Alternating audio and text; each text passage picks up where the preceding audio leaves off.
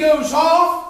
Then he's bought on the slave blocks by the man. And then he goes into his house, serves him. God's blessing him. Amen. Then his wife lied on him. And then he got thrown back into prison. Everybody's got their limit. I think that there's this, maybe this is kind of like this, his armor's starting to crack a little bit. His face starting to really be shaking. Come on, somebody. Amen. He's been through all of this, done nothing to deserve it, done nothing wrong, and yet here it happens again.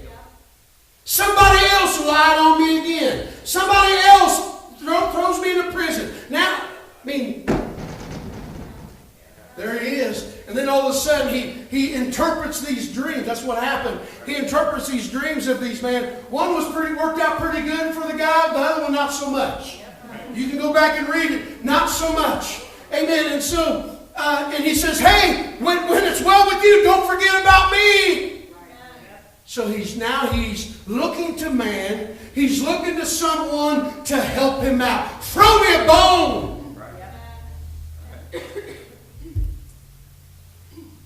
I'm not going to be too hard on Joseph. I'd say he's been through enough. I probably would have came a long time ago. Please help me. You know what I'm saying? I'm not saying that we've talked about this. Sure, he struggled. Sure, he didn't understand what was going on. Many times, like you and I. Why is this happening? What did I do wrong? Come on, somebody. And that's not to say that, there's not the occasional with a little bit of investigation and a little bit of knowledge about what happened, why it happened. Sometimes it's because you were stupid. Come on, somebody. Some of you know this. It's like, you just shouldn't have done that. Right. You made a stupid choice. Come on, somebody. But we're not talking about that here with Joseph. Right. He didn't make a stupid choice. He got raked over the coals and thrown out to the wolves. Come on, somebody. And it says here, he goes, make mention of me to Pharaoh and get me out of this house. Here he is. He's looking to man. You know how many times you and I, we look to this person or that person to fix us? We look to the church. We look to the pastor to bail us out. Come on, somebody. Do I need to come down here? Amen. Don't we? We look to mom and dad. Come on. We look to these people and those people. You need to bail me out. You need to help me get me out of this predicament.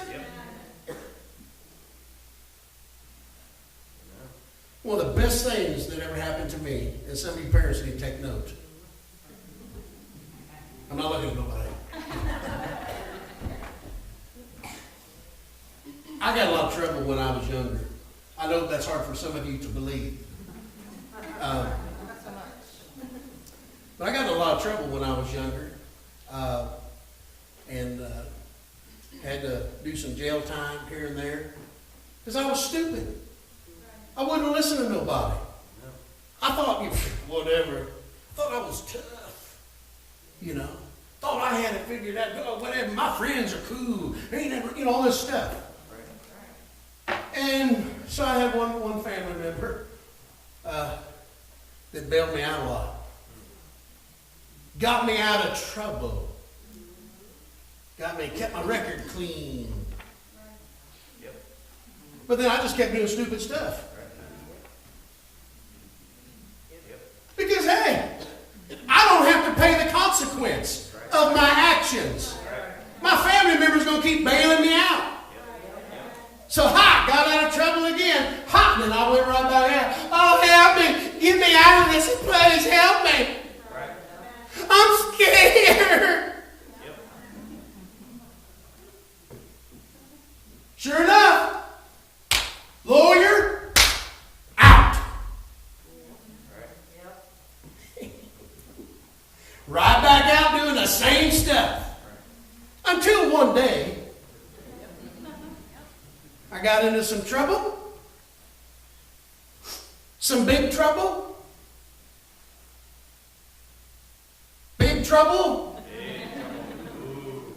And so I was like, oh. You know, I'm 19 years old. I thought I had I'm bad, I'm tough. Right. Got into some big time trouble. Help me. Help. I didn't do it. It's not my fault. Right.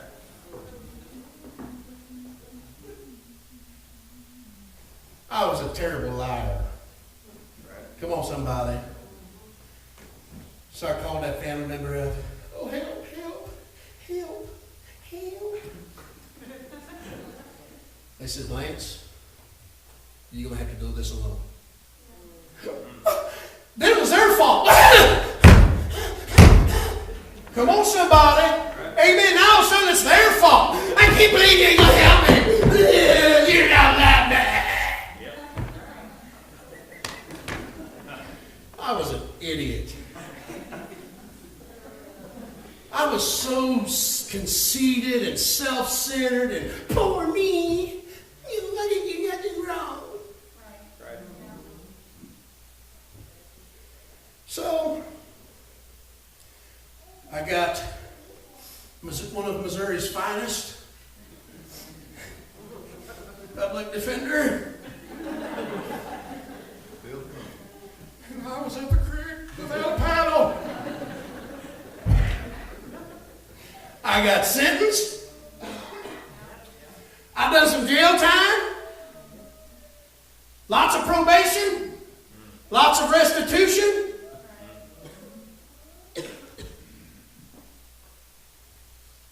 So we look to people a lot of times to bail us out. Just like Joseph. Get me out of here. Hey, he didn't do nothing wrong. I would say it was a reasonable statement. After all these years of being done wrong, listen to me, and feeling like God's not coming through. Amen.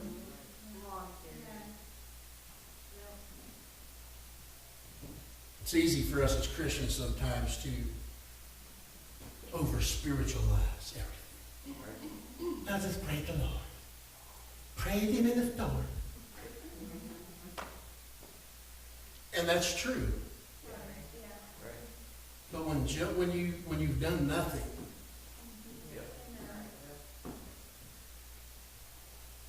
you start searching. When you don't feel like God's answered your prayers, and you end up worse off. You ever been there? God, what's up? I've done this, and this, and I've jumped through that hoop and ran up that side of the mountain. I've done this, and I've had more oil splashed on my head, more prayers, and what's up? Amen. I've done everything by the book. Just like Joseph did. That didn't work out for him the way he wanted to. Amen. So all of a sudden he started asking people, hey, think you can help me? Come, think about this. You with me? Right. Yeah. Think about this. Hey, you think you can help me? Yeah. Joseph, he's asking Egyptians. Right. Not Jehovah God people. Come on, somebody. Yeah. I'll tell you something. It's a dangerous thing when you start seeking the counsel of the ungodly.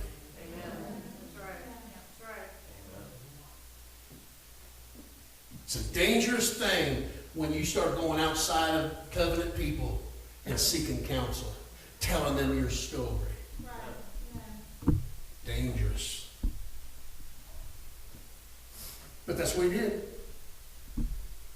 And now watch verse 15. Verse 15 of chapter 40 says this. He goes on. He just didn't ask him to remember it. He goes on. He said, for indeed I was stolen away from my land of the Hebrews. And I also have done nothing here. Here it is. You with me? Here it is.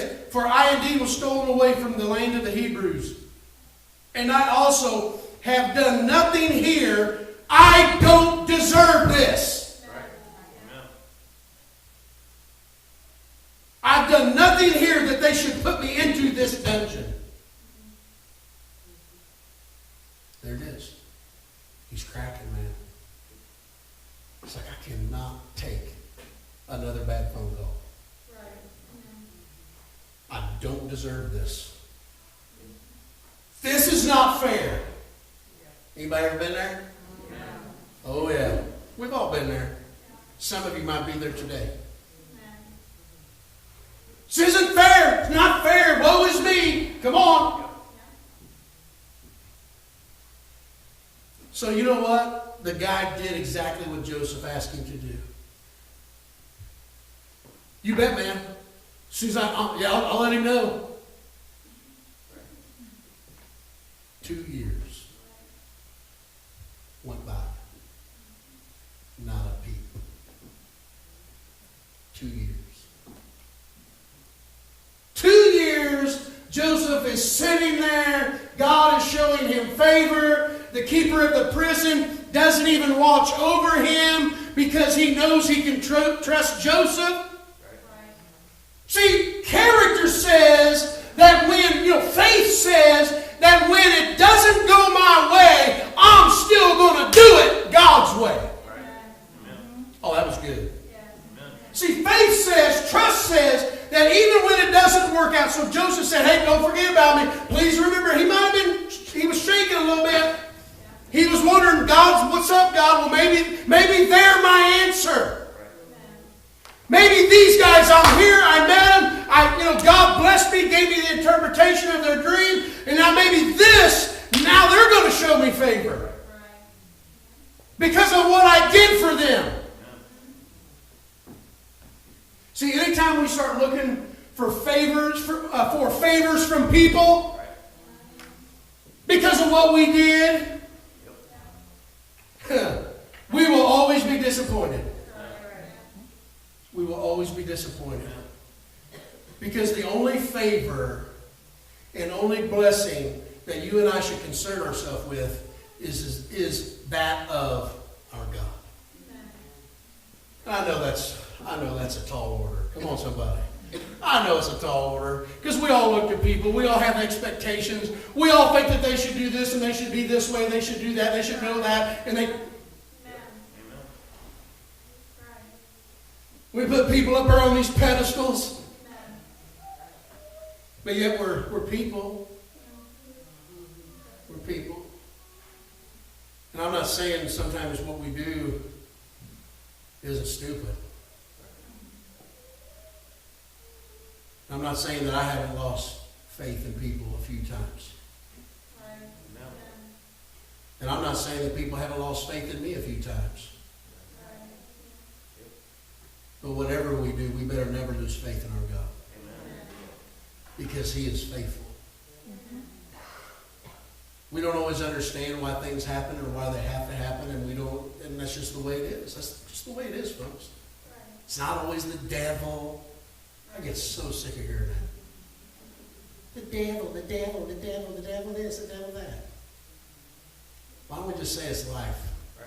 It happens to everybody. I'm not saying the devil's not involved. I'm not saying the devil doesn't attack us. I'm not saying none of that. But I do know that God was with Joseph the whole time. God was with Joseph the whole time. Never delivered him. Never set him free, but gave him favor. So anyway, he goes on.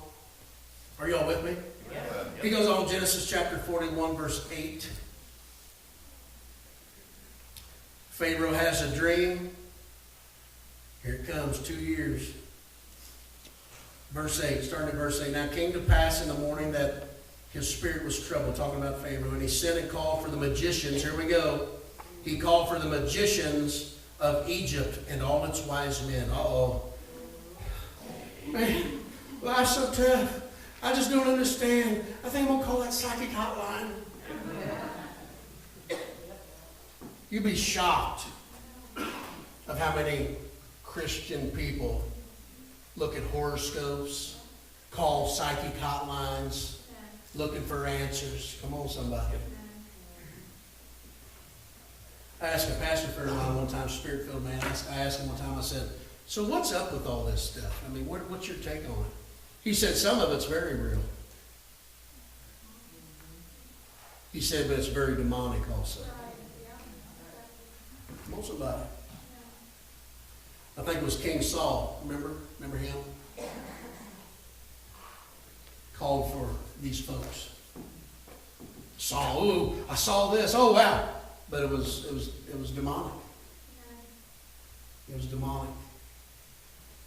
And even professing Christians at times, in weak moments, I need somebody to tell me that they're still here with me.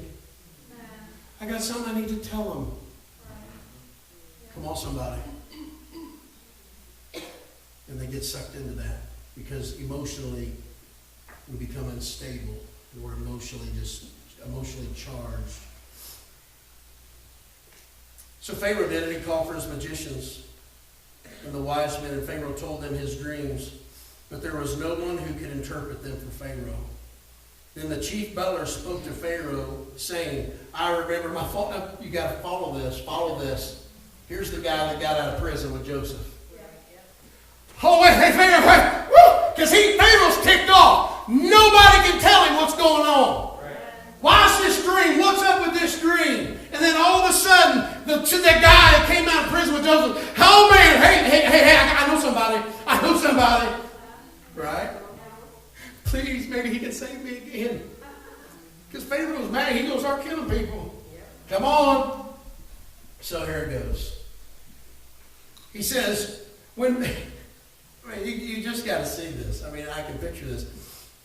I remember my faults this day.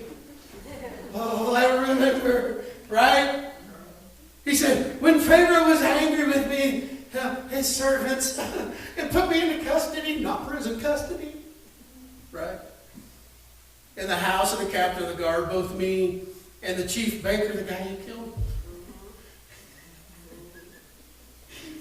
We each had a dream.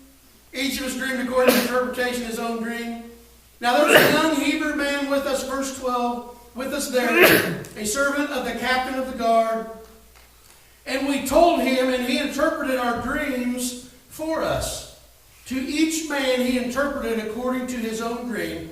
And it came to pass, listen, just as the interpreter, just as he interpreted for us. So it happened. He restored me to my office, and you hung the other guy. Right? Then Pharaoh sent and called Joseph, and they brought him quickly. I bet they did. Now all of a sudden this guy's remembering Joseph. Oh, okay, I'll be right back. Before he gets too upset. Out of the dungeon, and he shaved, changed his clothing, and came to Pharaoh. 2 years. In a dungeon. Not a Hilton. No cable TV, no computers. Dungeon. No weight benches. Come on, somebody. Dungeon. They shaved him. 2 years. Now, after 2 years, I wouldn't look much different than I would now at his age. He just screams, that's so scary. William, on the other hand, after 2 years, he would embarrass ZZ Top.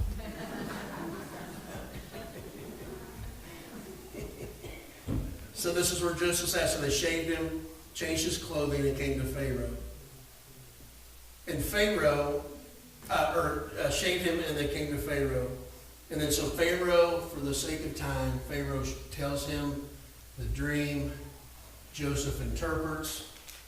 And then he is immediately promoted to second in command in all the land. Immediately. Now let's go to chapter 50. And we'll begin reading at verse 15. So a lot of stuff happened between then and chapter 50, obviously. You can go and read it, check it out, study it up a little bit. Just as Joseph said, God showed Pharaoh. It came to pass there was a famine in the land, so widespread that his brothers showed up to look for grain, to look for food, provision in Egypt. And so anyway, so Fast forward, Jacob came, everything was restored. Joseph told his brothers, I forgive you, don't worry about it, yada, yada, yada. And then Joseph's dad, Israel, Jacob, died. And then verse 15, this is after several years. When Joseph's brothers saw that their father was dead, they said, okay, so after all this time, after that Joseph had already met him, talked with him, all that stuff, so all this time has elapsed, and then Joseph's father passed away, and they said to themselves, perhaps Joseph will hate us. So they thought he was just doing it to keep peace in the family. Come on, somebody. And so perhaps Joseph will hate us and may actually, listen to me, may actually repay us for all the evil which we did to him. Maybe Joseph is going to now repay us for all the evil we did to him. One of the dangers as a Christian that we need to be on guard of is that when others have done evil to us undeservedly, right? Or deservedly. When someone has wronged us, when someone has said things about us, that we don't seek out revenge. The Word of God says, vengeance is mine, saith the Lord. But this is where they thought. You know, back then it's eye for an eye, man. Right? Eye for an eye type stuff. Maybe he's going to repay us for all the evil which we did to him. So now all of a sudden they're calling what they did what it was. Evil. Verse 16, so they sent messengers to Joseph, saying, here we go. Sneaky, still trying to save my hide, man. Before your father died, he commanded, saying, right? Thus you shall say to Joseph, I beg you, please forgive them trespasses, and so on and so forth. Brothers, their sin, for they did evil to you. Now please forgive the trespass of your servants of God and your father. And Joseph wept when they spoke to him. Then his brothers also went and fell down before his face, and they said, behold, we are your servants. Remember all Joseph's dreams? Yeah. Joseph, verse 19, Joseph said to them, here it is, what a man of God. What a merciful, non-prideful, non-arrogant, non-you owe me or I own you now. He says, don't be afraid, for am I in the place of God? But as for you, you meant evil against me, but God meant it for good. Here it is. In order to bring it about as it is this day. Listen. In order to bring it about as it is this day. Everybody say, this day. This day. Everything that happened to Joseph happened for this day. It was all about this day in Joseph's mind.